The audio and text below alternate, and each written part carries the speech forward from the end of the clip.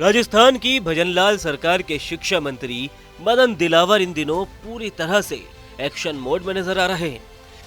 वो एक के बाद एक सख्त एक्शन लेकर शिक्षा विभाग के बिगड़े ढर्रे को सुधारने में जुटे हैं। इस कड़ी में अब शिक्षा मंत्री दिलावर ने जोधपुर में एक साथ 3 अधिकारियों को एपीओ कर दिया। मदन दिलावर ने जोधपुर दौरे के दौरान सरकारी स्कूलों का निरीक्षण किया।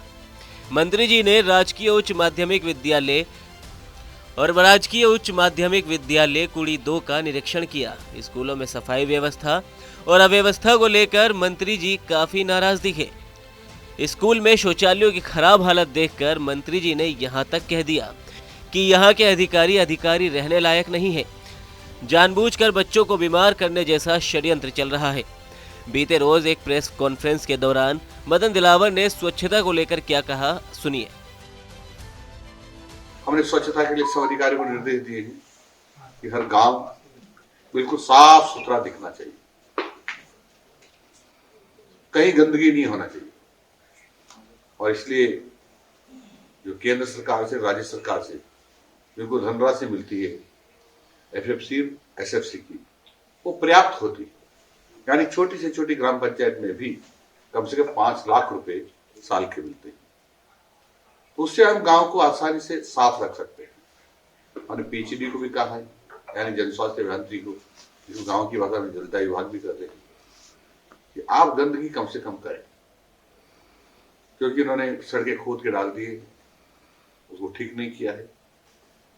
दूसरी बात, कहीं भी इनके नल बहते रहते थे, उनकी टोटियां नहीं होती। तो इनको भी कहा है कि आप इस प्रकार का करते न करे से गंदगी दिखाई दे। तो सब अधिकारी इसमें आग्रह किया है कि सब साफ सुथरा दिखाई देना चाहिए। इसके लिए मैंने कही रहा था कि एसएफसी का पैसा हमारे वक्त पर्याप्त है, परंतु अभी तक क्यों नहीं होता था? आदेश तो थे, इसलिए नहीं होता था कि अधिकारी ध्यान नहीं देते थे और जो जिस ये स्वच्छता के लिए आवंटित जो धनराशि है उसको अन्य मदों में खर्च करते थे। दरअसल अपने जोधपुर दौरे को लेकर शुक्रवार को शिक्षा मंत्री जब भदवासिया के स्कूल पहुंचे तो यहां पर शौचालय की हालत बेहद खराब नजर आई। इसके बाद मंत्री जी ने शिक्षा विभाग के अधिकारियों पर भी नाराजगी जताई। इस निरीक्षण के दौरान मंत्री दिलावर सबसे पहले प्रिंसिपल ऑफिस पहुंचे।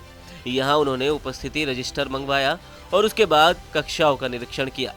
मंत्री जी जब कक्षाओं के निरीक्षण के लिए पहुंचे तो वहां पर बीएड इंटर्न का छात्र कक्षा 10 के स्टूडेंट को पढ़ा रहा था, जबकि वहां पर कोई टीचर मौजूद ही नहीं था। तो उसने बताया कि उसने बीए किया है। इस पर शिक्षा मंत्री जी ने उससे कहा कि बीए की पढ़ाई करने वाला गणित कैसे पढ़ा रहा है।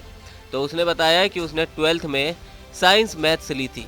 मंत्री जी ने उससे कार्बन डाइऑक्साइड का फॉर्मूला पूछा, जो कि वो इंटर्नशिप के तौर पर बच्चों को पढ़ा रहा था, लेकिन छात्र इसका कोई जवाब नहीं दे पाया।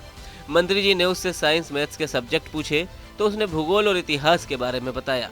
इस पर मंत्री ने कहा कि इसकी जांच होनी चाहिए। मंत्री ने कहा ऐसा लगता है कि यह किसी टीचर के एवज में यहाँ पर लगा हुआ है। मंत्री ने कहा कि उससे हुई बातचीत में लगता नहीं कि उसने साइंस पढ़ी होगी। इसके बाद शिक्षा मंत्री ने स्कूल का निरीक्षण किया तो यहाँ पर कई तरह की अव्यवस्था नजर आई, जिसे देख शिक्षा मंत्री बिफर गए। उन्होंने नाराजगी जताई। स्कूल में गंदे शौचालयों की हालत देख मंत्री काफी नाराज हुए। उन्होंने कहा कि लगता है कि यहाँ पर 1 साल से पानी तक नहीं डाला गया है। यहाँ के शिक्षा अधिकारी को इसका पता क्यों नहीं है।